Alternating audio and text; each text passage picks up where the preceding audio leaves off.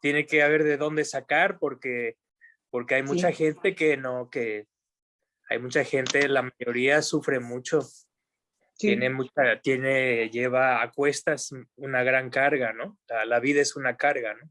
sí, sí, sí, es verdad. Y aquí parte de la idea, la idea de la práctica es precisamente eso, ¿no? Sí, Eh, cambiar nuestra actitud para realmente disfrutar de la vida. Sí, sí. sí. Ahora, Miguel, gracias por estar un día más hablando de este tema. ¿Cómo se lleva la renuncia y paralelo ser laicos? Si no estamos decididos a renunciar a Sí, nuestra casa, al auto, a sí, los placeres sensuales, sensoriales. esa es una buena pregunta.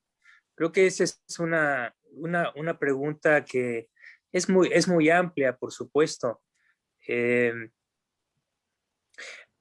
yo pienso que es importante entender eh, los aspectos básicos de la enseñanza del Buda. Cuando uno entiende los aspectos básicos, entonces uno se da cuenta de que en un sentido último, en un sentido final, eh, tarde o temprano tendremos que dejar atrás los placeres sensoriales, ¿no? Y ejercitarnos o más bien llegar a un nivel muy alto de desarrollo de la renuncia, ¿no? Claro, Es sinónimo de decir dejar atrás la búsqueda incesante de placer sensorial. Ahora, eso es muy difícil. El único individuo que deja eso atrás es el Arahant, el santo perfecto, ya sea hombre o mujer, que ha llegado a la perfección del desarrollo del entrenamiento triple en moral, concentración y sabiduría, ¿no? Esa es la única persona que realmente deja atrás el placer sensorial. Inclusive aquellas personas que poseen el tercer nivel de iluminación, los anagamis, um, aún no han dejado atrás ciertos apegos, ¿no? Ellos todavía tienen apego a los logros meditativos. uh-huh. No es un placer, no es lo que llamamos un placer sensorial burdo, pero es un tipo de placer muy sublime, muy refinado. Y ellos todavía, digamos, todavía tienen un apego a eso, ¿no? Claro. Entonces, todo es una cuestión, entonces parte de la respuesta sería todo, bueno, todo es una cuestión de, de grado, ¿no? De grados. Hay, hay, quienes, hay quienes no son tan dependientes de esa satisfacción sensorial y hay otros en los que inclusive se ha tornado en una grave adicción, ¿no? Es el otro extremo. Claro. Entonces, hay que tomar eso en cuenta, ¿no? Que es una cuestión de grados. Y como decía mi maestro, el venerable Sona, él decía, eh, uno no deja atrás un placer, eh, digamos, uno no deja atrás un placer más, podríamos decir, eh, uno siempre deja atrás un placer más burdo por uno más refinado, ¿sí? Y no al revés, y no al revés. Entonces, si nuestra búsqueda o nuestro camino es el de eventualmente dejar atrás la búsqueda de placer sensorial, tendremos que suplir esa ausencia de placer o esa renuncia la tenemos que suplir por algo, por un sustituto, ¿no? Entonces dejamos atrás, digamos, dejamos de perseguir los objetos visuales, auditivos, uh, olfativos, gustativos, táctiles, y entonces nos adentramos con la meditación precisamente. Con la meditación ahora buscamos un cierto placer que ya no es dependiente de los cinco sentidos. es un placer mental, ¿no? Entonces, eso es lo que sustituye y eso es lo que permite ese progreso espiritual, ¿sí? Eso es lo que, porque a veces nos parece, sobre todo al principio, ¿no? Esta, esta idea de dejar atrás los placeres sensoriales puede causar inclusive un poquito de revulsión, de, de incomodidad, si ustedes quieren, ¿no? Porque estamos tan acostumbrados a ellos, estamos tan adictos a ellos, pero hay que tomar en cuenta que uno puede, si uno entiende y uno practica, uno poco a poco se da cuenta de que efectivamente hay placeres que son mucho más sublimes, ¿no? Digo, y creo que pasa inclusive dentro del gozo del placer sensorial hay grados de refinamiento, ¿no? O sea, vamos, no sé, una música de rock estridente, la compara uno con música de Bach, por ejemplo, bueno, hay una gran diferencia, ¿no? Hay un refinamiento y se requiere de una educación del oído para apreciar un tipo de música superior, por llamarlo así, ¿no? Amistades, también las amistades, elegir las amistades. Es exactamente, eso va muy de la mano, va muy de la mano, porque no es lo mismo asociarse con gente que constantemente busca los placeres sensoriales que asociarse con gente que está tratando de deshacerse de ellos, ¿no? Claro. Entonces, como digo, son muchos aspectos, pero creo que regreso a este aspecto muy importante. Hay que entender que no es algo terrible tener que dejarlos atrás. ¿Por qué? Porque hay sustitutos. Hay cosas a las que podemos aspirar que a la larga van a ser más satisfactorias, inclusive en términos de sensación agradable y gozo, ¿no? O sea, la persona que logra las llanas, por ejemplo, la primera, segunda, tercera, cuarta llana, ha logrado acceder a un universo que está muy por encima de los placeres sensoriales más refinados. Entonces, en cierto sentido, vamos, la perspectiva a futuro es muy halagadora, es bastante brillante, por decirlo así, ¿no? Bastante deseable. Hay una anécdota, tal vez algunos de ustedes lo conocen, para ilustrar este punto. Hay una anécdota en el tiempo del Buda, cuando el Buda ya tenía varios años de iluminado. En alguna ocasión regresó a Kapilavatthu, que era la ciudad, su ciudad de origen, en donde estaba su padre, donde estaban sus familiares. Regresó a visitarlos, se reunió con ellos. Muchísimos de sus parientes se convirtieron a la orden y uno de estos parientes se llamaba Nanda. Nanda era primo del Buda y en aquella ocasión, cuando el Buda llegó a Kapilavatthu, Nanda estaba por casarse. Sí. Se iba a casar, se organizó toda la ceremonia, etcétera, etcétera. De hecho, se llevó a cabo la ceremonia, pero digamos que en la orden del Buda, los monjes no ejercen ninguna función en términos de matrimonio. Sin embargo, el Buda fue invitado para dar alguna bendición o algo así. Entonces estaban a punto o sea, se habían casado y bueno, era de esperarse que ya iban a tener su luna de miel o lo que sea. Y entonces el Buda le ofrecieron la ofrenda tradicional de comida al Buda y a sus monjes, y terminando la ofrenda, una vez que el Buda terminó la comida de su cuenco, entonces se paró para regresar al monasterio.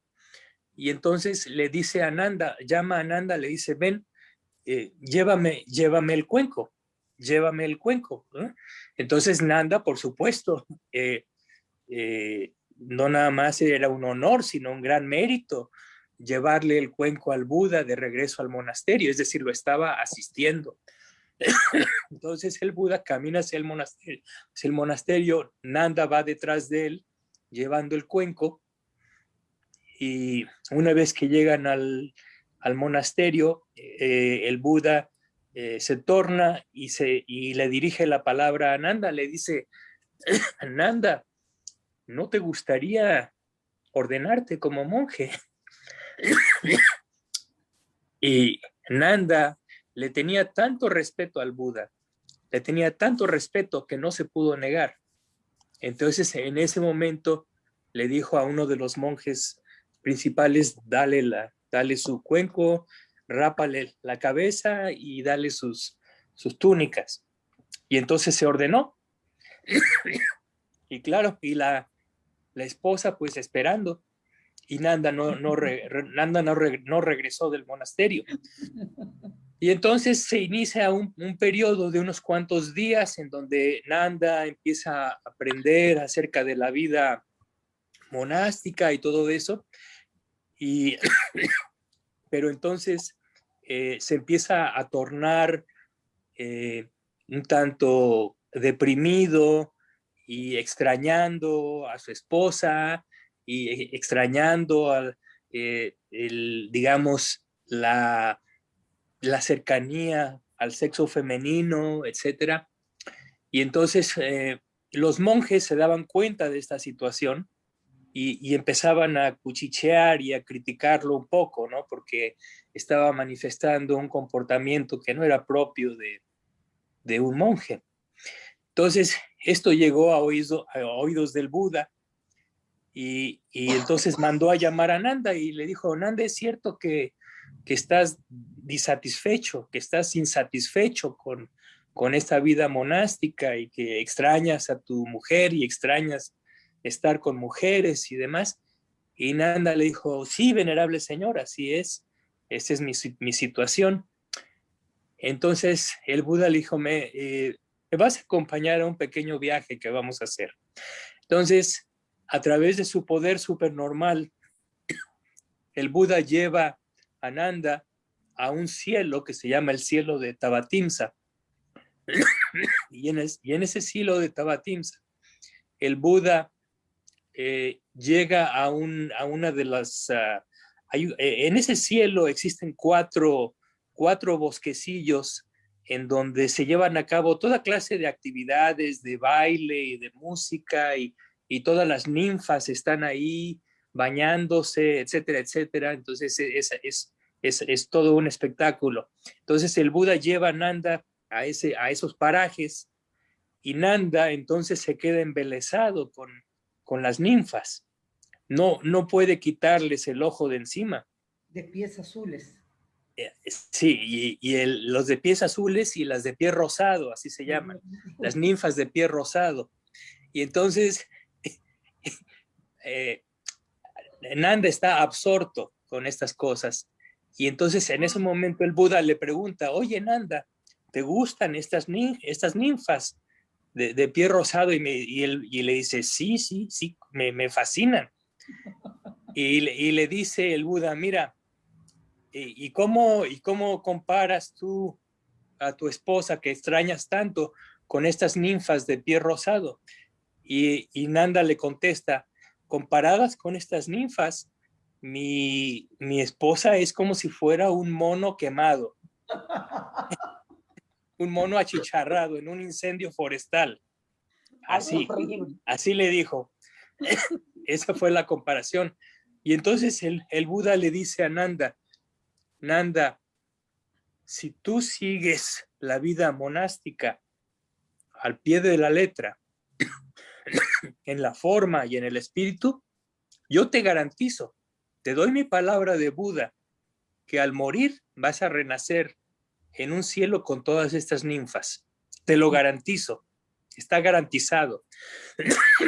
Y entonces Nanda se entusiasma y ya regresan nuevamente a la existencia terrena, regresan al monasterio, y entonces Nanda empieza a a practicar muy arduamente, con mucho entusiasmo, porque aspira a este tipo de renacimiento y a obtener este tipo de beneficios como resultado de su práctica.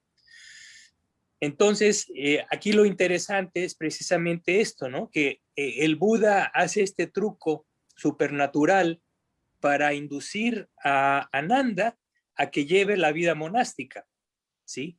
Mostrándole algo superior a lo que puede aspirar. Pero entonces sucede algo muy interesante.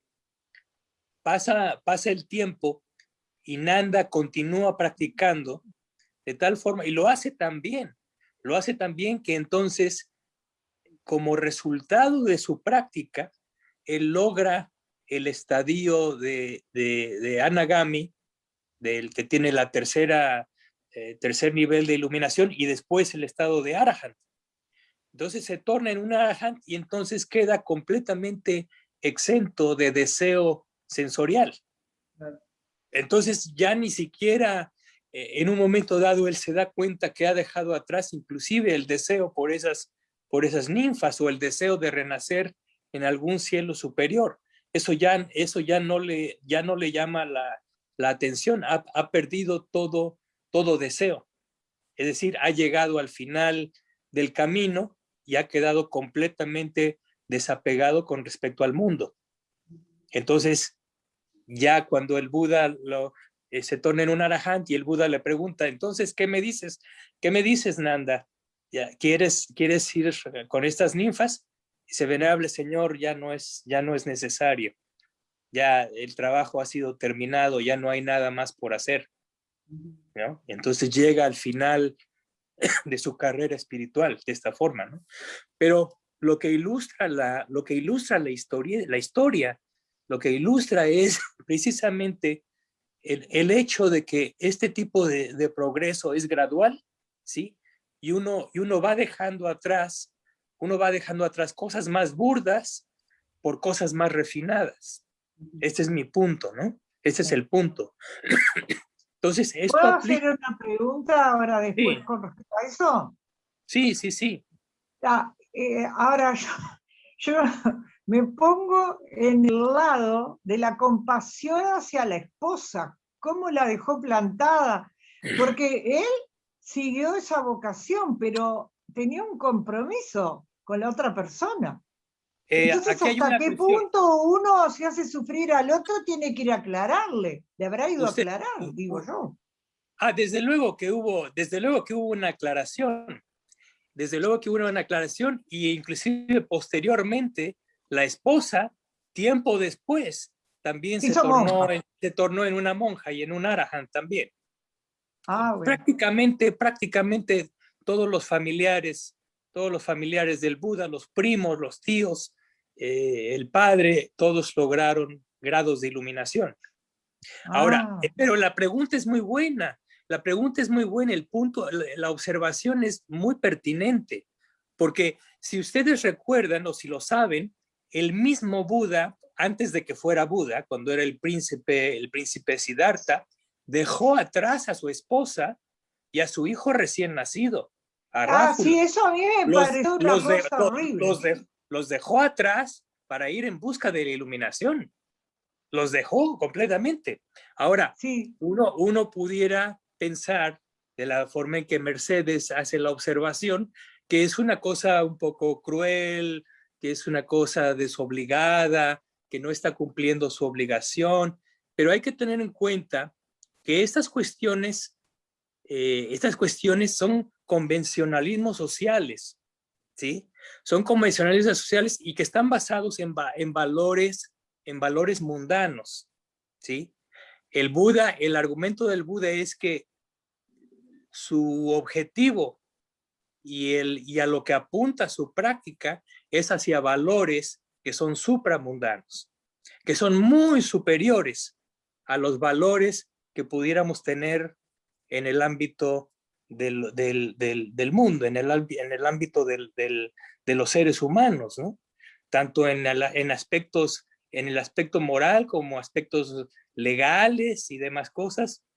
simplemente no hay comparación.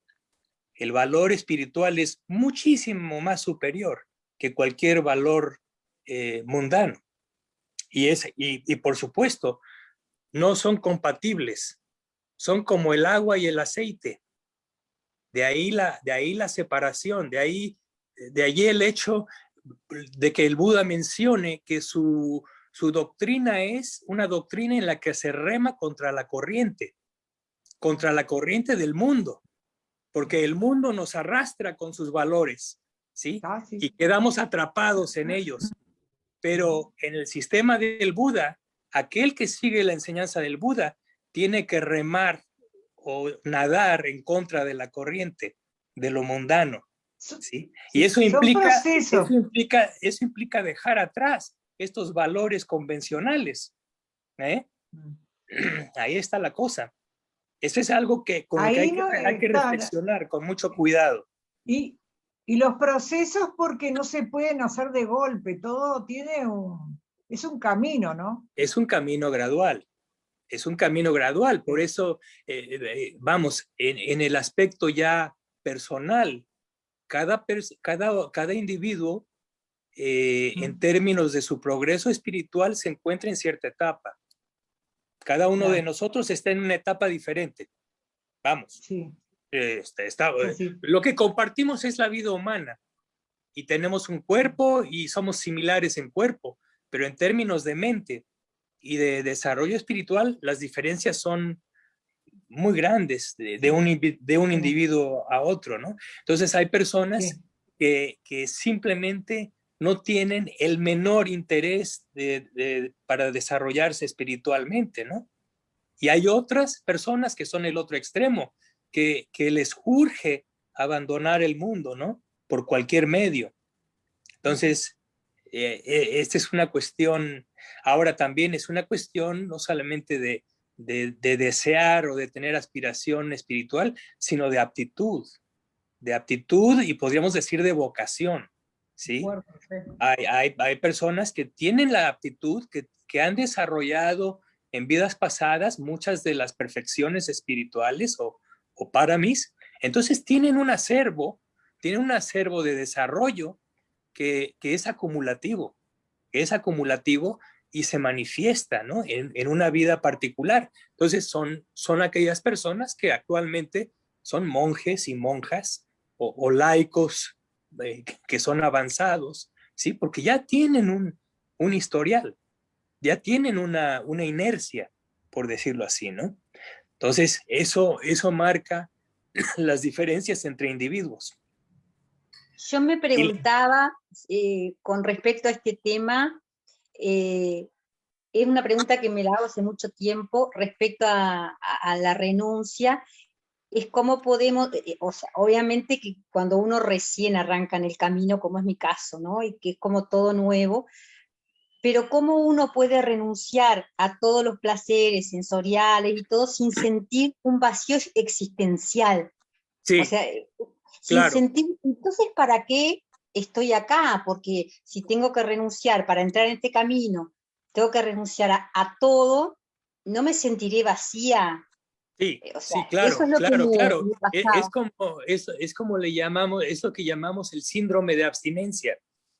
Es el síndrome de abstinencia. Si uno lo deja todo de sopetón, va a haber un gran dolor, un gran vacío. Y eso no es una cosa buena ni es deseable.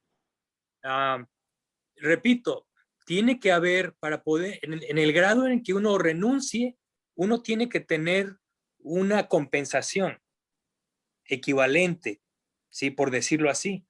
Entonces, por esa razón, ahora, hay que entender bien esta cuestión. Específicamente para la respuesta a esa pregunta está en la meditación.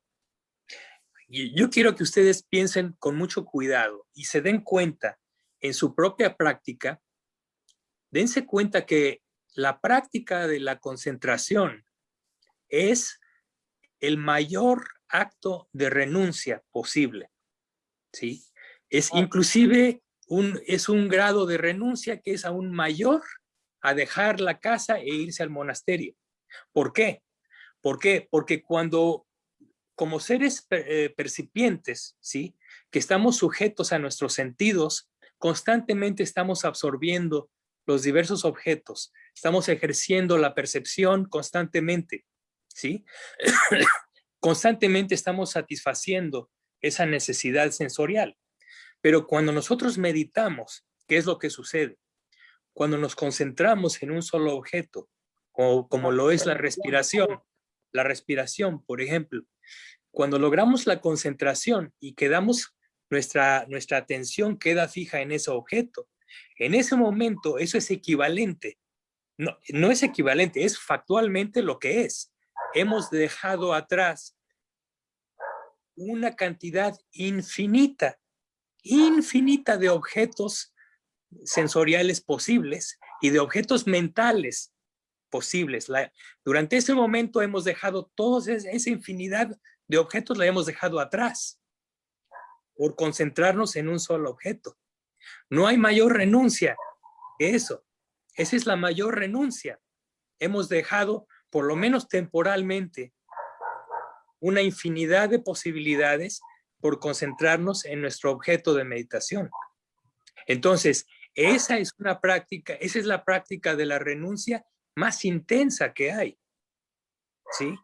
Porque estamos dejando atrás todo por un solo objeto. De verdad. Entonces, dense cuenta. Miguel, buenas noches. Buenas noches. Buenas noches, Miguel. Verónica los saluda y buenas noches a cada uno de los participantes. Yo le quería preguntar a la inversa de lo que preguntó Cristina, si no es justamente al revés, si el desarrollo de una intensa percepción, por llamarle así, no es justamente la causante de nuestro vacío existencial. No, de ninguna manera. No. El desarrollo de la concentración da lugar a los estados de jhana, que son los estados más satisfactorios que puede haber, que están al alcance, fuera de la iluminación, por supuesto. Es lo más satisfactorio que hay, ¿sí? La primera jhana tiene como contenido mental la aplicación inicial y sostenida de la mente, el gozo, la felicidad y la unificación mental. Esa es una de las cosas más satisfactorias y más nutrientes para la mente que puede haber. Entonces, de ninguna forma... ¿Sí? Perdón, tal vez a lo que se refiere Verónica es a esa condición de hastío que en determinado momento surge cuando uno comienza a desarrollar cierto nivel de comprensión, ¿no? Exacto, claro, sí. Estoy hablando de una saturación, estoy hablando de una saturación del mundo exterior que invade el mundo interior. O sea, un agudo sentido de la percepción del mundo exterior. Decididamente es el causante del vacío existencial. No es que porque yo deje el mundo exterior me voy a sentir vacío existencialmente. Estoy vacía existencialmente porque hago todo un culto del mundo exterior.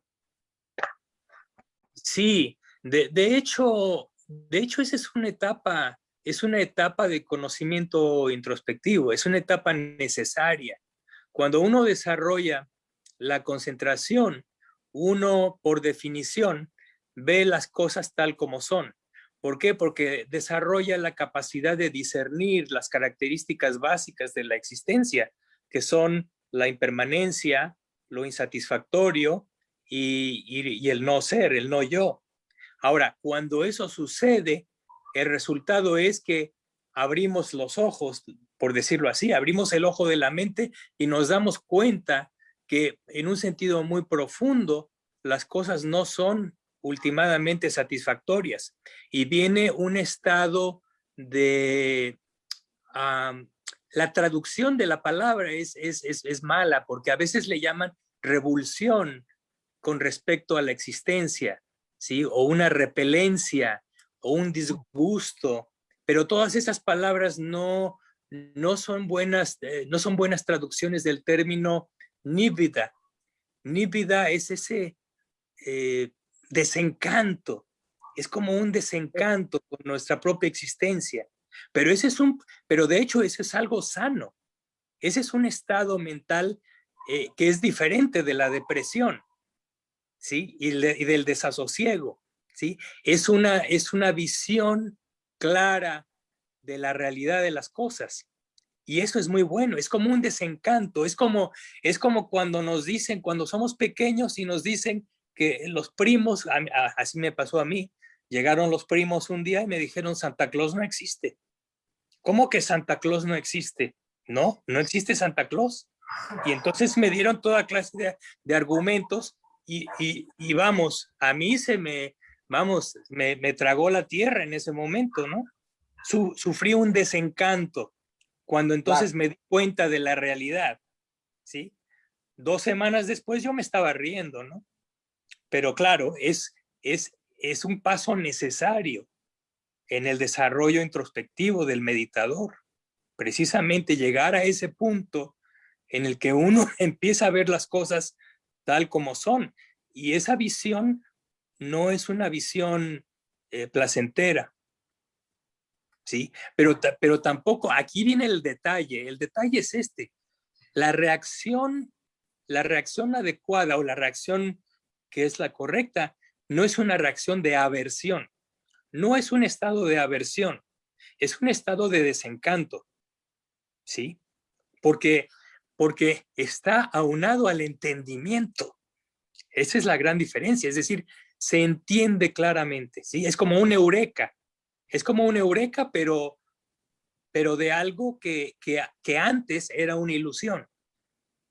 Entonces, hemos roto la ilusión, hemos dejado ese infantilismo, por decirlo así, ¿sí? Y nos hemos dado cuenta y hemos escalado un escalón de madurez espiritual, ¿sí?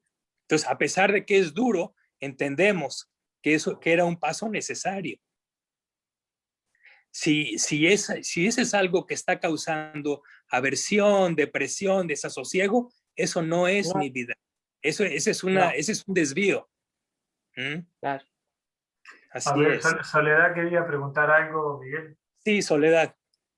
Hola, Miguel. Bueno, yo en realidad, antes que nada, a mí me pasó un poco que cuando yo empecé en esto y me contaban, por ejemplo, que el Buda eso dejó a la mujer y bueno, eso me pareció horrible. Y también me pareció, por ejemplo, cuando me contaban, por ejemplo, que los monjes no podían trabajar en la tierra, tenían que pedir comida, todo ese tipo de cosas, ¿no? Porque yo decía, pero como que yo, en mi pequeño razonamiento, decía, pero así vive cualquiera. Hasta que después realmente, yo siento que estoy profundamente agradecida al Buda y a la sangha monástica y a la sangha noble, porque gracias a ellos tenemos estas enseñanzas, gracias a su renuncia.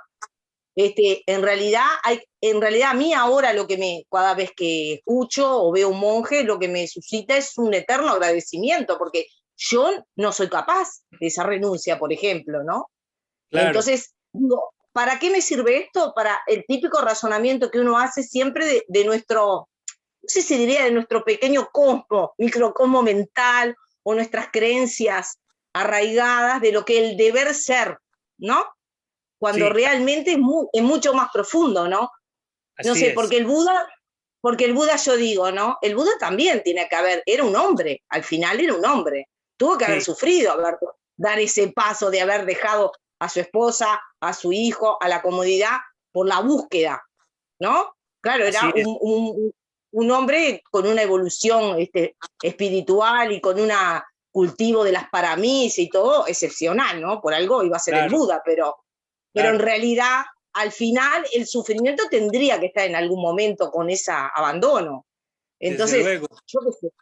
A mí lo que me surge es un profundo agradecimiento a los monjes, porque gracias a ellos y al Buda hemos tenido esta posibilidad, ¿no? Hoy de escuchar estas enseñanzas. Y también la reflexión que hago es que cuidado con el, hablo por mí, ¿no? Cuidado con en seguir el juzgamiento apresurado de situaciones, porque, como digo yo, Soledad, ya te pasó esta vez. ¿Por qué no paras un momento y meditas? Es muy difícil a veces tratar de ver las cosas no de nuestras propias creencias, sino tratar de abrir la mente, ¿no? Sí, Era un poco eso, ¿no? Lo que me surgió, ¿no? Agradecer profundamente a personas también como tú que se esmeran en seguir tratando de transmitir el Dhamma, ¿no? Claro, claro. Sí, Sí, sí. yo quería mencionar algo al respecto de eso, que también me parece que, porque nosotros, independientemente de que podemos hacer todo un análisis o una observación exegética sobre lo que fue la vida de Buda, siempre lo estamos viendo desde la perspectiva interna, ¿no? De la perspectiva, en este caso, Theravada, basado en los textos y los relatos históricos Theravada. Pero también hay otros aspectos que tienen que ver, por ejemplo, con que el Buda no dejó a la familia, a su hijo y a su mujer tirados, ¿no? No, claro. O sea, claro. Sí, sí, claro. Era un príncipe, o sea, lo dejó con todos los requerimientos. Lo que sucedió fue ahí es una ausencia realmente, pero no fue un abandono en toda su plenitud de la palabra, Claro. ¿no?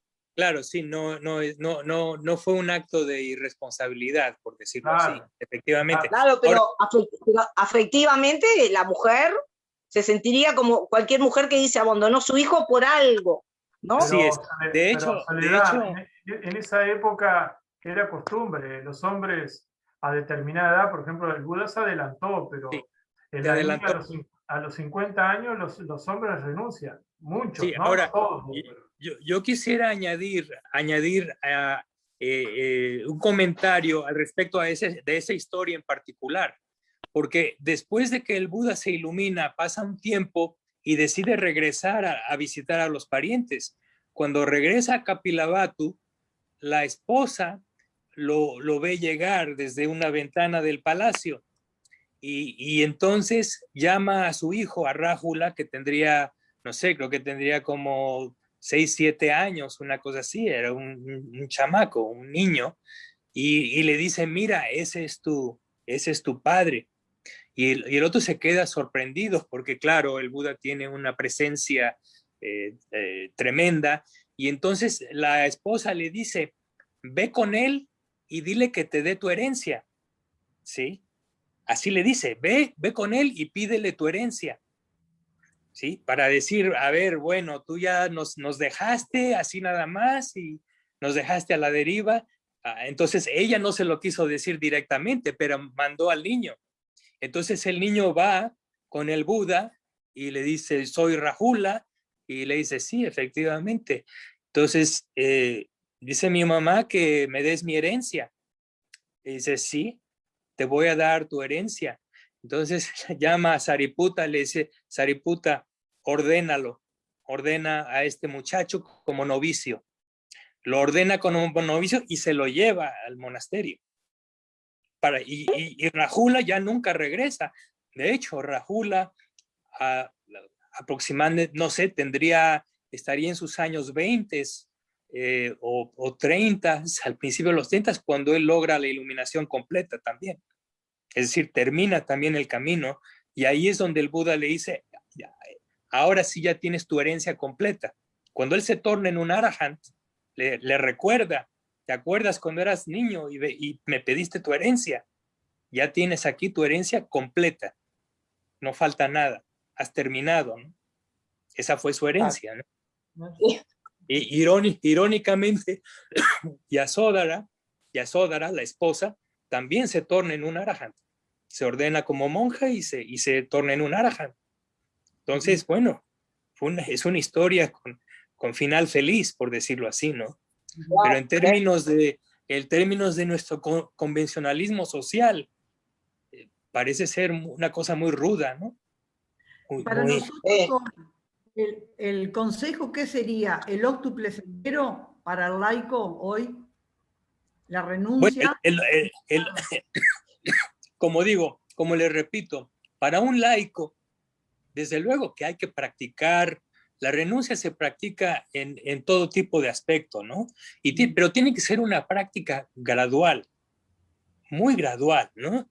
Por ejemplo, y es en pasos pequeños, en pasos pequeños. No quiere decir que tengamos que abandonar nuestro estilo de vida y nuestras preferencias. Simplemente lo único que quiere decir es que tenemos que modular nuestras formas de indulgencia en el placer sensorial, ¿no? Entonces, si vemos una película todos los días, bueno, la práctica de la renuncia sería ver películas solamente 3 veces a la semana, por decirlo así, ¿no? Claro, sí. Es un ejemplo muy burdo, pero como les digo, les repito una vez más, la práctica, digamos, más intensa de la renuncia para un laico o para un monje es la meditación, es el desarrollo de la concentración. Entonces, como laicos, podemos hacer exactamente el mismo trabajo que hace una monja o un monje. Cada vez que practicamos meditación, lo estamos haciendo con creces se hace la renuncia, ¿no? Una media hora de sentarse en el cojín y hacer el esfuerzo de concentrar la mente es un acto de renuncia muy fuerte, muy fuerte. Si ustedes realmente hay que darse cuenta, porque todo es relativo. A veces estamos tan absortos en nuestra práctica que perdemos la perspectiva con respecto al mundo externo, ¿no? Con respecto a las demás personas. ¿Sí? Casi creemos que todos son iguales y no es así. No es así. El meditador ya vive en un mundo de renuncia. Una pregunta. Sí. Para todo esto, indudablemente se requiere, como decías, una comprensión y una mente sana para que no sea un escapismo. Claro. Es un escapismo para poder diferenciar, yo en realidad quiero esto o me estoy escapando de una situación que me está molestando. O mi compromiso de la vida que yo tenga en mi familia en este momento concreto, el compromiso moral o de no sé cómo decirlo, y no escaparme y atender ese compromiso que requiere cierta responsabilidad mía, ¿no? Sí, Que efectivamente. Sí. Mercedes ha mencionado un punto importantísimo. Es fundamental y extremadamente importante y todo meditador tiene que enfrentarse con eso, ¿no? Con mucha honestidad. ¿Por qué? Porque es de lo más común. Ese escapismo, es decir, tomar la práctica espiritual como pretexto para no llevar a cabo nuestras funciones, ya sea sociales o familiares o de trabajo, ¿no? Entonces hay que tener mucho cuidado porque esa es una realidad. Esa es una realidad que vemos en todos lados, en el ámbito espiritual, ¿no? De las comunidades espirituales, ¿sí? O sea, y muchas veces llega a extremos que no son sanos, ¿no? Que efectivamente gentes casi quieren emular al Buda y dejan atrás a la esposa y a los hijos, etcétera, etcétera, y dejan atrás responsabilidades que están obligados a seguir, ¿no? Sí, por esa razón, entre otras cosas, en el Vinaya, en las reglas de los monjes y las monjas, uno de los requisitos para poder ordenarse es tener el permiso de los padres y tener el permiso del cónyuge para poder ordenarse. Si no tenemos permiso de los padres y no hay el permiso del cónyuge, no hay ordenación, ¿sí? Precisamente para evitar ese tipo de problema, ¿no? Extremo, ¿no? Que es el del abandono, etcétera, etcétera. Este problema sucedió inclusive en el tiempo del Buda. En el tiempo del Buda, antes de que se instituyera esta regla, había un problema social, porque cada vez que el Buda llegaba de peregrinación a algún pueblo, visitaba, daba sus discursos, después dejaba el pueblo y toda la gente joven del pueblo se iba con el Buda. Se ordenaban y se hacían monjes y dejaban atrás a los familiares. Entonces empezaba a haber mucha protesta. mucha protesta y mucha gente que se quejaba con el Buda. Entonces el Buda dijo, efectivamente, esto no está bien, esto no está bien, entonces vamos a instituir la regla de que para ordenarse la persona, hombre o mujer, tiene que tener permiso de los padres, si es que los padres están vivos, o si la persona está casada, tiene que tener la venia del cónyuge, ¿sí? Efectivamente, con el objeto de evitar este tipo de situación, ¿no? Pero a veces, Miguel, pero a veces no puede pasar también a la inversa, que en pro a que uno dice, uy, yo soy responsable de esto, soy responsable de lo otro, tengo que, en realidad como que también se escuda en eso para decir, bueno, yo sigo con mi vida así como está. O Claro, sea, no tengo... pero eso, O sea, pero eso que, es como un equilibrio, ¿no? Que hay que llegar también. sí, en ese segundo caso no es tan problemático porque si la persona permanece en el ámbito mundano, simplemente quiere decir que es a lo que le corresponde todavía. Todavía no hay suficiente desarrollo como para que pueda dejar atrás ese Claro, tipo de vida, ¿no? ahí Entonces, está, sí, en ese sentido sí se autorregula. Pero el otro extremo es lo que menciona Mercedes, ¿no? Es claro. precisamente esa evasiva, esa constante evasiva y tomando como pretexto la práctica y el desarrollo espiritual para simplemente dejar atrás una serie de responsabilidades, ¿no? Sí, Miguel, hay que tener cuidado. sí, en relación a esto de la renuncia, que es tan difícil. Perdón, ¿alguien más quiere hacer una pregunta? Te autorizamos. No, a mí me quedó un interrogante, pero no sé, A ver, vamos, no sé si es Verónica. oportuno o no, porque fue más temprano. Se lo dijo formulado. Usted, Miguel, relató 2 episodios. Uno de Siddhartha Gautama, ¿no? Uno, no estoy con buen internet, así que no escucho bien y no sé si me escuchan bien. Sí, te escuchamos bien. ¿Me escucha bien? Sí, sí, sí. Uno que le indicó al primo que se ordenara, ¿no? Que dejara, bueno, que se ordenara. Y la mujer se quedó esperando. Acá las Sí, mujeres se identificaron con la partida del hombre. Yo no. Bueno, y en la segunda, la del hijo, que el hijo le pide la herencia y él lo ordena, da la orden de que se ordene a sí, otro, a un tercero que nombró. Bueno, esa capacidad de decisión de Siddhartha Gautama suena como medio autoritario para nuestro presente. A mí yo no estoy cuestionando que esté bien o que esté mal, pero en los referentes o en los maestros espirituales siempre denotan una actitud determinista, digamos, de ordenar, ¿no? Como usted lo relató, sí. con un exceso de autoridad, digamos. No, no. ¿Es así o no? En el caso del Buda, yo no lo calificaría de esa forma, ¿no? Porque hay que entender algo, que es el hecho de que el Buda no nada más es el maestro supremo, es el ser que tiene la mayor sabiduría. Entonces, necesariamente cualquier acción de un Buda no podemos juzgarla en el sentido de que no tenemos la sabiduría, ¿sí? A final de cuentas, en su caso particular o en el caso de los familiares, todo resultó, podríamos decirlo así, bien, ¿no?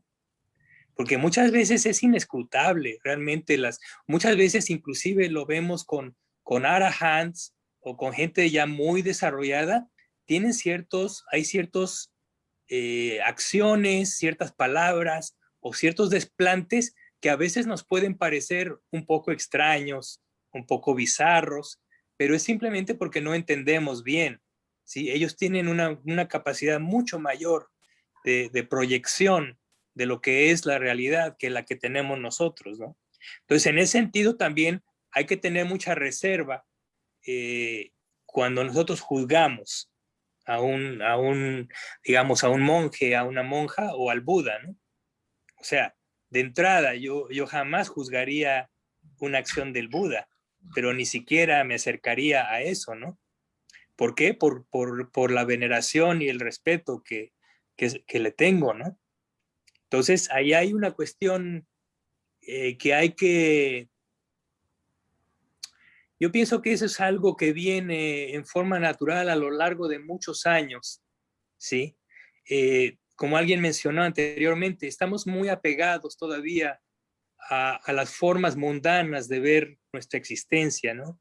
Los convencionalismos, las opiniones, ¿sí? Estamos muy arraigados y entonces hay esa cierta fricción, ese cierto rechazo a lo que pudiéramos calificar como actitudes paternalistas o arbitrarias o lo que sea, ¿no?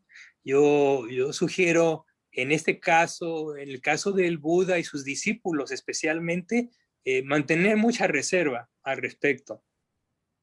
Quizás leer un poco, bastante, como para conocer, por ejemplo, el Buda le hablaba a 500 personas y él ya sabía que era solo uno el que tenía correcto entendimiento o que se iba a iluminar. Así es. Hay toda una cosa, toda una cuestión, es un universo, es un universo mucho más amplio que lo que nosotros podemos ver a nuestro alrededor. Este es el otro aspecto. Este es el otro aspecto de la práctica y de la comunidad, ¿no? De discípulos que practican. Sí. Yo sé una anécdota que la contó Ayat Sumero, que también era discípulo de Ayat Chah. Y él contaba que cuando él se fue al monasterio, lo ponían a barrer, dice, y que él se ponía todo el tiempo a decir, pero ¿por qué yo tengo que barrer con este calor, con esta humedad? Es horrible, el sol me va a hacer mal, porque qué horrible, o sea, que siempre estaba renegando con lo que le mandaban a hacer. Y dice que un día ya Chad estaba por ahí y le dijo, ¿cuánto sufrimiento es estar barriendo, no? O algo así. Dice que él tuvo un clic y se dio cuenta, ¿no? Y se dio cuenta de que en realidad había estado interpretando las cosas totalmente mal, porque empezó a decir, ¿por qué me dijo esto? En realidad, ¿por qué? Si en realidad tampoco es tan malo estar barriendo. O sea, como que le dio vuelta a lo que lo hizo reaccionar. Y también el cuento cuando le lavan los pies todos los monjes, que él decía que no iba a lavárselos. No iba a lavárselos porque venían de ir a buscar la comida y eran como, no sé, 12 monjes, dale lavándole los pies, dale. Y él decía, pero qué barbaridad, se debe sentir como un dios, qué horrible. Y él cuenta eso, ¿no? En el libro de él. Y hasta que se dio cuenta que realmente no era tan malo lavarlo, lavarle los pies. Y dice, y al otro día no eran 12, eran 13 lavándole los pies. Claro, eso es, allá Sumero lo que tiene es eso, que habla de cosas tan mundanas que nos pasan a todos, que a mí me llegó mucho, ¿no? Porque uno espera de un monje, la eterna perfección en todo, y sin embargo los pensamientos de él eran tal cual, ¿viste?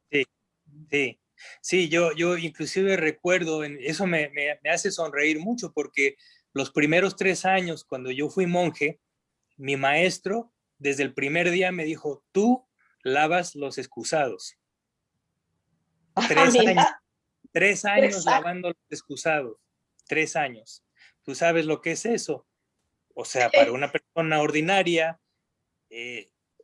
tú llegas con una serie de ilusiones acerca de la vida monástica que has idealizado, etcétera, etcétera, ¿no? Y estás visualizando una vida serena y cuando ves, todos los días tienes que ir a lavar el excusado, hasta que finalmente sucede eso, hasta que finalmente se rinde uno y dice uno, bueno, esto realmente no es ningún problema. Pero durante mucho tiempo es un problema. Y mientras uno no resuelve el problema de soltar, de dejar ir, entonces no habrá progreso, ¿no? Y lo que es muy interesante es que ese aferramiento a la creencia es el problema, ¿no? Es el problema. Y dejar que la mente prolifere, ¿no? O sea, yo pensaba hacia mí mismo, bueno, pero ¿por qué yo tengo que andar haciendo esto si yo podría estar haciendo investigación en química y no lavando aquí los desechos Exactamente. urbanos de la gente, ¿no? Etcétera, etcétera. Y eso día tras día tras día, hasta que llegó un momento en que era desgastante, era un agotamiento mental esa Obsesivo, ¿no? reacción. Exactamente, hasta que llega un momento en que se da el Es- clic, la mente, y dice, no es ningún problema. No es, cuando Claro. uno se da cuenta, entonces deja uno atrás ese aferramiento a lo que uno cree que debería ser o no ser, ¿no? Pero es Exactamente. un ejemplo, pero es en todos los casos. En cualquier Sí. caso que tiene que ver con el aferramiento a una noción o a una idea de lo que debe ser y de lo que no debe ser, ¿sí? Claro. Basado Sí. en convencionalismos, otra vez, ¿no? Claro. O sea, nos damos cuenta de que estamos tan aferrados, no nada más a placeres sensoriales, sino a formas de ver las cosas, a formas de interpretarlas, a formas de entenderlas, ¿no? Y es una cosa que se tiene que practicar, ese soltar, porque de no hacerlo, nosotros mismos estamos generando sufrimiento, nosotros mismos. No es lo externo lo que genera el sufrimiento. Lo que genera el sufrimiento es nuestra actitud de rechazo a estas situaciones, ¿no? Entonces, esas son las grandes lecciones sencillas de la vida diaria, ¿no? En la práctica. Miguel, Sí.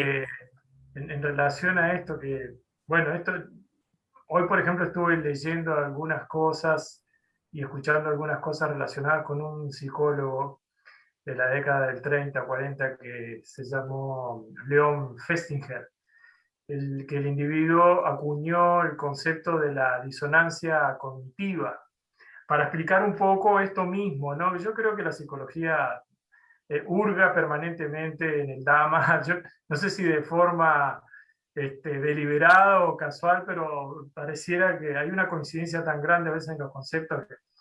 Y me surgió alguna duda y algunas preguntas, ¿no? Por ejemplo, sé que hay más dificultad para ordenarse a medida que pasa el tiempo, a medida que uno ya es mayor, porque bueno, hay una serie digamos, de establecimientos mentales y psicológicos que son también generan cierta dificultad romperlos, ¿no?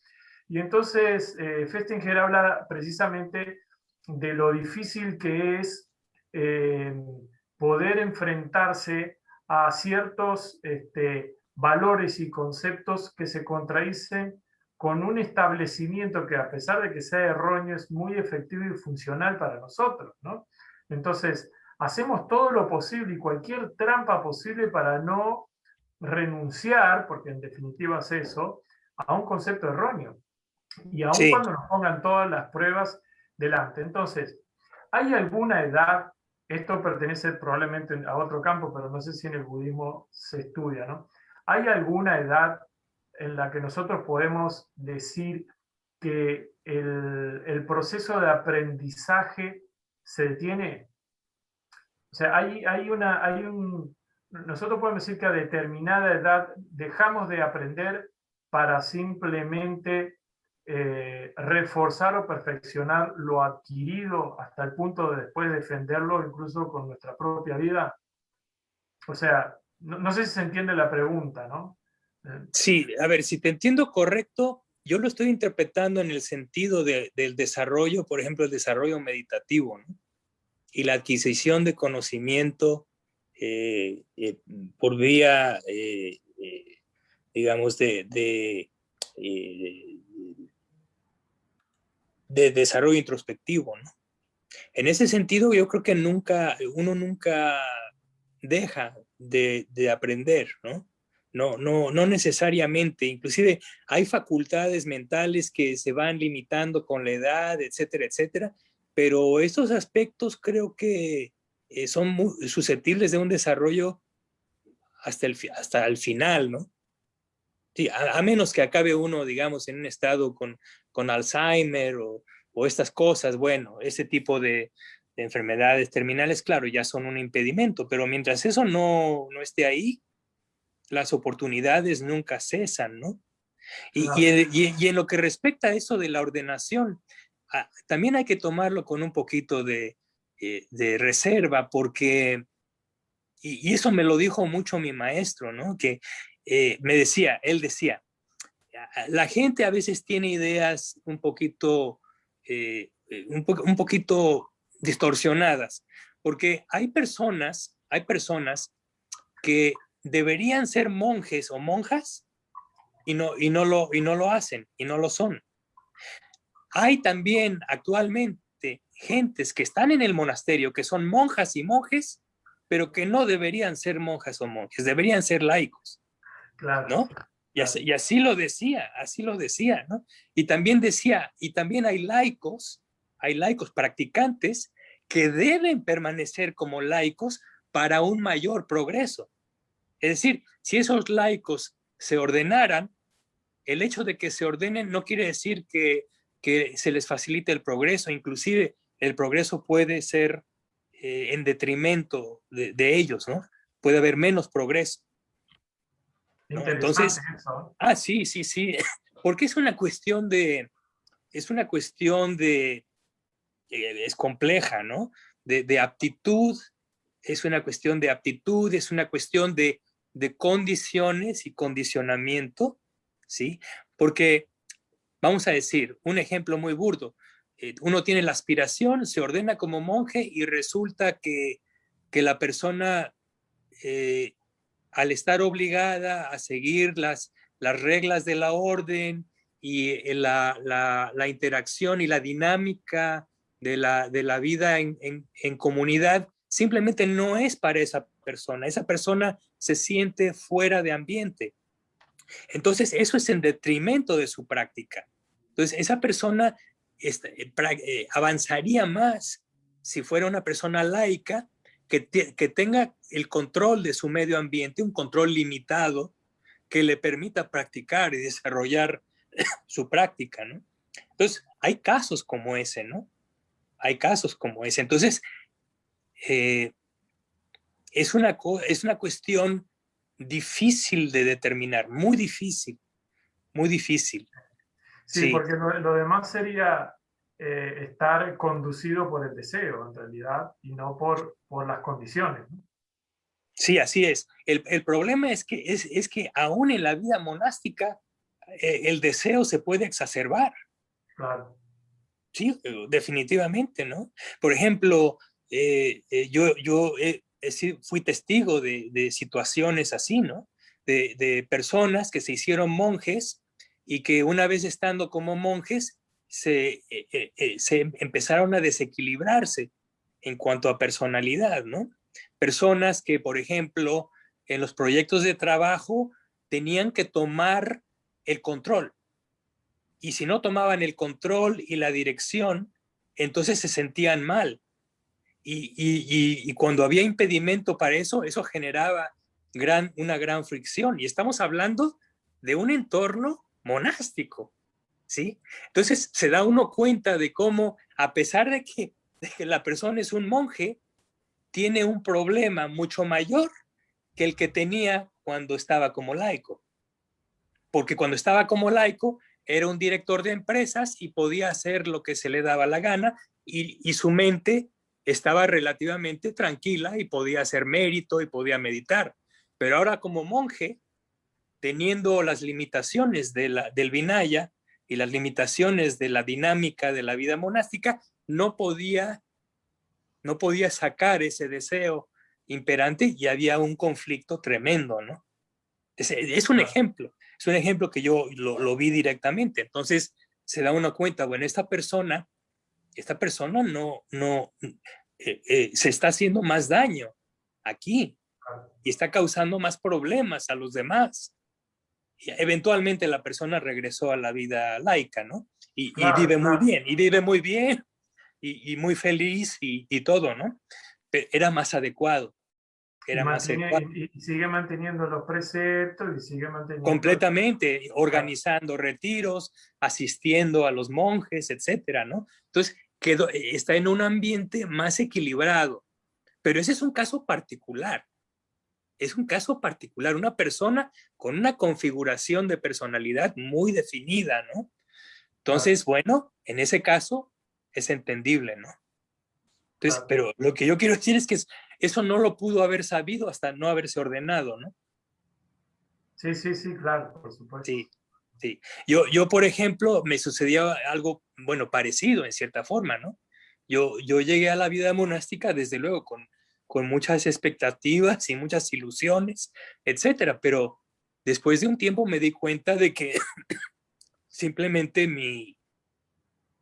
yo creo que la estimación de mis capacidades era mayor de lo que realmente era, ¿no? Básicamente, o sea, me di cuenta, ok, estoy haciendo lo mejor que puedo, con todas las ganas del mundo, sigo las reglas, etcétera, pero no estoy todavía ahí. Entonces tuve que salirme, simplemente porque me di cuenta que no estaba todavía listo para vivir la vida monástica para el resto de mi vida, ¿no? Y eso puede ocasionar un foco de sufrimiento, ¿no? Absolutamente, totalmente, sí, claro. Ahora, como ustedes saben probablemente, en la vida monástica Theravada, tanto para hombres como para mujeres, no hay votos a perpetuidad. Uno puede estar el tiempo que uno desee y no hay un estigma. Si yo digo, bueno, yo quiero estar 5 años, perfecto, estoy 5 años y me regreso a la vida de laico y no hay una descalificación, no hay un estigma. No es una falta, no es una falta, por ejemplo. No es una falta, es algo completamente normal, nadie se sorprende, es simplemente parte de cómo es la estructura de la vida monástica, ¿no? Es algo que se está renovando día con día. Esa es la actitud. La actitud es de que soy monje y hoy soy monje, mañana no sé. Claro. Entonces uno renueva ese compromiso día con día, pero no hay una obligación temporal de ningún tipo, ¿no? Sí, entonces es muy liberador porque no siente uno ninguna presión. De acuerdo con el Vinaya, de acuerdo con la regla, el único requisito es que uno, cuando decide dejar la orden, tiene que notificarle a una persona que entienda lo que está uno diciendo y que tenga la capacidad mental para entender lo que se está diciendo. Ese es el único requisito. Entonces, el Vinaya dice, uno no puede dejar la orden si uno le dice, por ejemplo, a un niño con síndrome de Down y le dice que ha dejado la orden, eso no es válido. Es un caso en el que no sería válido, ¿sí? O una persona que está embriagada, ¿sí? Está a punto de muerto de borracho y uno le dice, voy a dejar la orden. Eso tampoco vale. Tiene que ser una persona que entienda lo que se está diciendo, es el único requisito. Entonces el Buda la puso muy fácil, realmente nos da mucha libertad. Y precisamente por eso la orden es tan admirable. Lo que decía anteriormente, no sé si era Ana o era Soledad, ¿no? De que es algo realmente, la Sangha, la comunidad de monjes y monjas, es muy admirable porque es un ejemplo de una persistencia, de una renovación de voluntad espiritual, ¿no? Entonces es un ejemplo excelente, ¿no? No están ahí por obligación, ¿sí? Están porque quieren. Sí. Miguel. Sí. Que yo quería, no, en realidad, con el tema que sacás, evidentemente, hay que ser muy honesto, ¿no? Sobre todo yo siempre digo, ¿no? Siempre le decía a mi hijo eso, ¿no? Es más fácil ser honesto y decir, esto no lo puedo hacer, que creerse que sí lo podemos hacer todo, ¿viste? O sea, hay que ser muy honesto para darse cuenta. No, y con respecto a lo que decía Edgardo, no, la pregunta era, porque Edgardo, yo también miré eso de la disociación cognitiva, y en realidad un poco, yo creo que lo que se refería a Edgardo, que también me surge a mí, es, ¿por qué a medida que uno de repente avanza en edad, ¿no? le cuesta muchas veces romper las estructuras de las creencias adquiridas. O sea, como que nos ponemos hasta a la defensiva o agresivos para defender si hay algo que sentimos que está atacando o que va contra nuestra creencia. Y a veces preferimos, no sé, la negación a que tener que aceptar que, bueno, no era así. Entonces, eso me parece que se refería Edgardo, a la dureza que nos entra a medida que pasa el tiempo de reconocer que nuestras creencias a lo mejor están equivocadas. Creo que iba por ahí la pregunta. Sí. Yo creo que hay algo de verdad en eso, ¿no? Así parece ser. Es más difícil. Mientras más dura un hábito, una creencia, va a ser más difícil quitarla, ¿no? O cambiarla. Claro, sí, porque tenemos esa idea. Creo que ahí interviene mucho el ego, ¿no? Decir, esto lo tengo que defender como sea, ¿no? Sí. Creo que iba las posturas es una cuestión que es difícil es difícil dejar atrás. Sí. Es difícil, sí. Por eso. Sí, creo que iba un poco por eso, ¿no?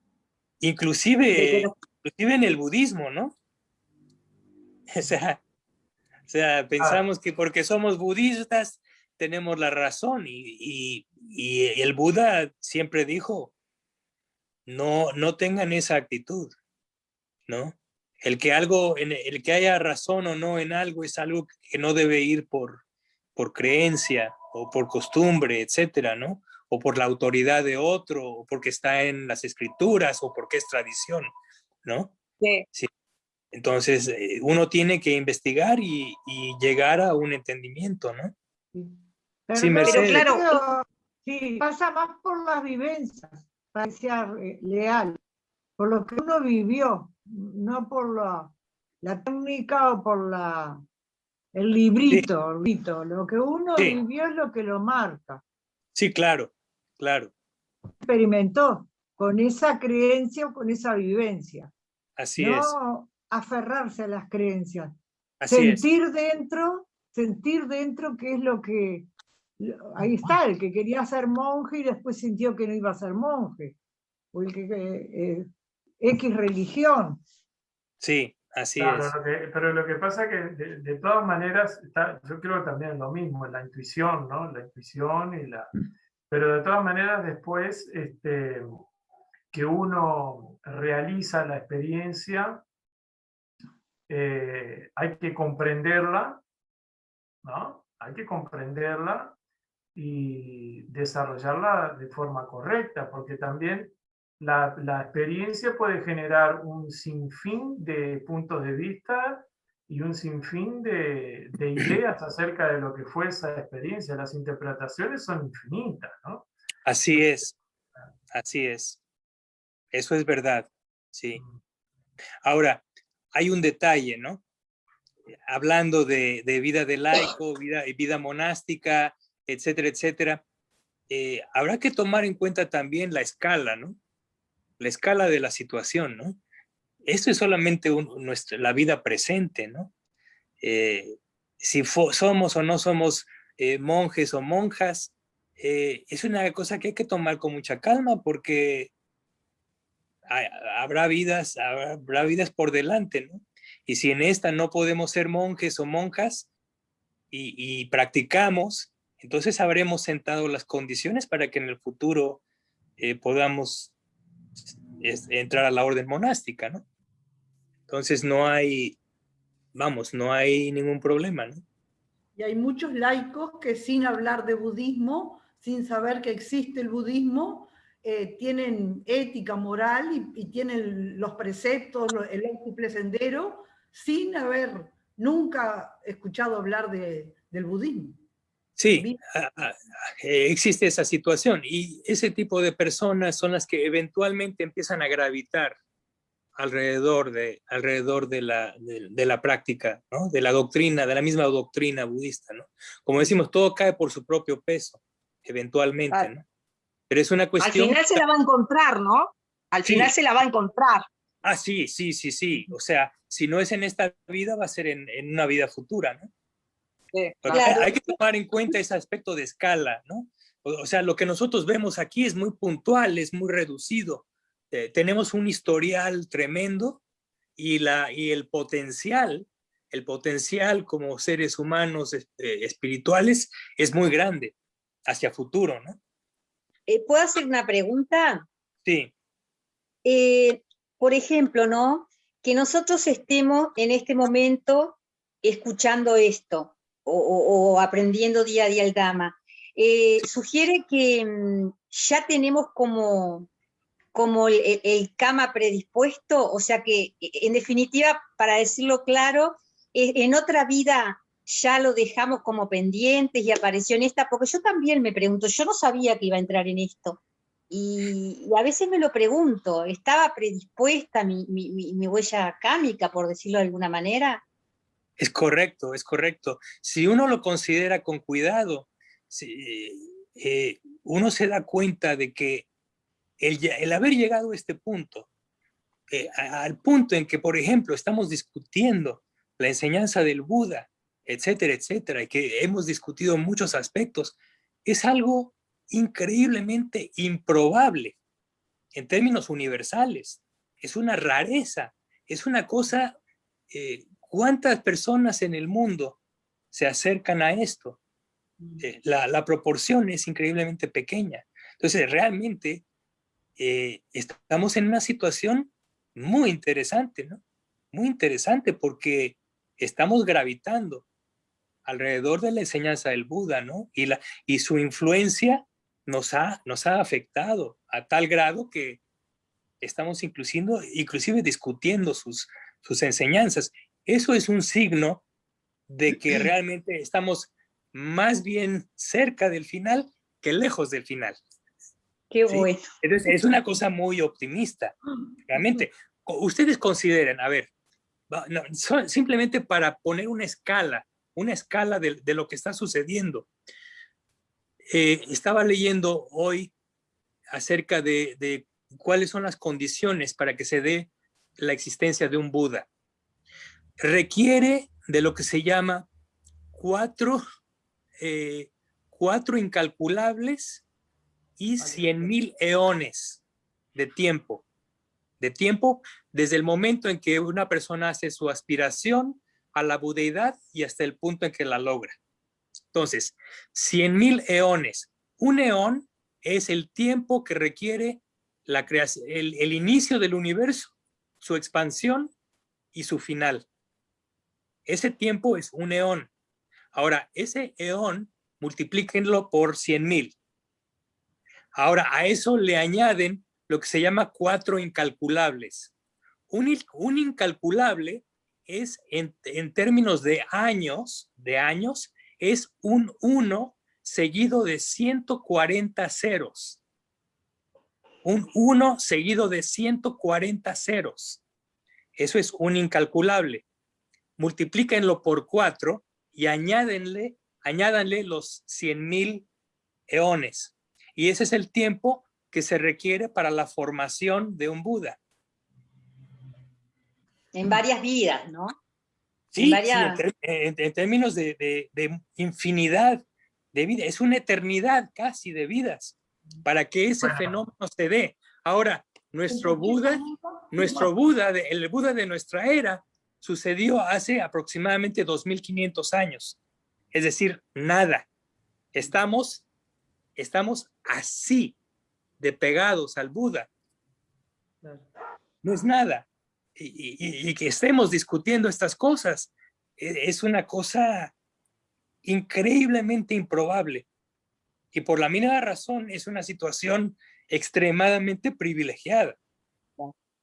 Porque la fuerza de la enseñanza y la fuerza que tenga cualquier esfuerzo que hagamos hacia la liberación con respecto al sufrimiento es algo que cuenta muchísimo. Entonces realmente hay que ponerlo en escala y darse las gracias a uno mismo de haber llegado a este punto, ¿no? Y practicar el sentido de urgencia, Miguel, ¿no? Así es. Porque yo leía a Yachá que decía que si no practican, seguramente vamos a conocer al próximo Buda. O sea, que vamos a seguir estando acá. O sea que el sentido de urgencia es fundamental, ¿no? Es importante, muy importante, sí. Ahora, Miguel, Sí. Ya que entramos en el campo cosmológico, de repente, no digo parabólico, pero sería interesante en algún momento hacer como una especie de tour, ¿no? Por lo que representa toda esa configuración cosmológica a la que se refiere Buda, que también yo he leído que simplemente es una aceptación que el Buda ha hecho sobre la cosmología Vedanta, ¿no? Es decir, él Sí, acepta todo ese orden de los Vedas, pero lo resignifica, le da otro significado a ese orden, ¿no? eso es Ahora, correcto. Sí, es correcto. ahora en un eón, en caso de que así sea, ¿no? Por ejemplo, una pregunta es esta. En un eón, ¿surge un Buda o surgen varios Budas? Existen diferentes tipos de eones. De acuerdo con hay una obra que se llama el Buda Vamsa, es la obra de referencia en donde se menciona esto, es parte del canon Pali. Existen eones que se llaman eones vacíos. En los eones vacíos no aparece ningún Buda. Es la peor situación para los seres, porque no hay posibilidad de iluminación. Después vienen sucesivamente eones con 1, 2, 3, 4 y el máximo es 5 Budas por eón. Y es precisamente nuestra situación. Nuestra situación es se considera que es la más afortunada en el sentido de que en el eón presente, es decir, en este desarrollo universal, han surgido ya 4 Budas. El último fue Sakyamuni. Y entonces queda un Buda más por aparecer, que es precisamente el Buda Meteya o Maitreya. ¿Sí? Sí. Es antes de que cierre el león, tiene que aparecer ese Buda. Entonces, como dicen, todavía hay un camión más en el que nos podemos subir, por decirlo así, ¿no? Pero además hay otra particularidad que menciona el texto que es muy interesante. Este eón se llama un eón auspicioso. Se llama, así le pusieron el nombre, es eón auspicioso, aquel en el que aparecen 5 Budas. Es el más propicio para la práctica espiritual y sobre todo, muy importante, lo que mencionan en el comentario es que en este eón, además de tener esa característica de que aparezcan el mayor número de Budas posibles, es un eón que tiene como característica que las aspiraciones espirituales de los seres se cumplen, se llevan a cabo. Es decir, uno puede tener diferente tipo de aspiración espiritual y eventualmente, si se sostiene esa aspiración, esta se cumple. Entonces, ese es otro punto de mucho optimismo, por decirlo así, ¿no? A lo mejor no soy budista, soy hinduista y lo que quiero es unirme con Brahma y esa es mi aspiración espiritual. Bueno, en este eón es posible que eso suceda. Se dan las condiciones para que eventualmente esto suceda.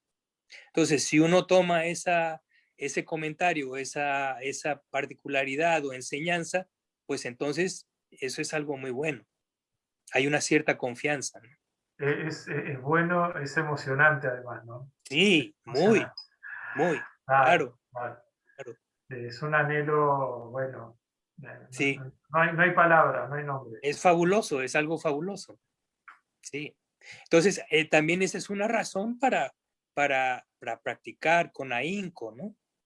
Para poder cumplir esa aspiración. Es decir, uno nunca debe abandonar la aspiración, ¿no? La aspiración es lo que tiene que mantenerse, llueve, truene o relampaguee, tiene que estar presente, ¿no? Y eso es lo que nos ha puesto en donde estamos ahorita, precisamente, ¿no? Entonces hay que redoblar el esfuerzo. Además que no tenemos mucho tiempo, la vida es muy corta. Muy ¿no? corta.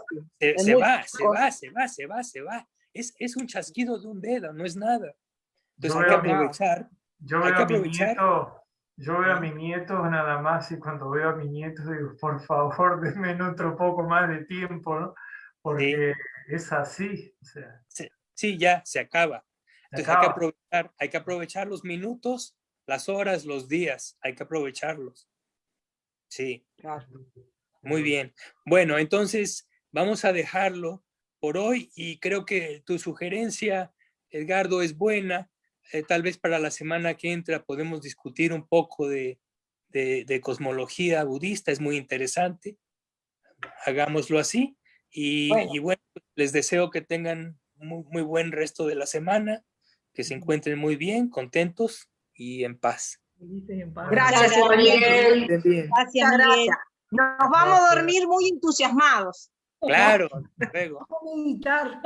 Gracias, buenas noches. Buenas noches. Gracias, Miguel. Gracias. Gracias.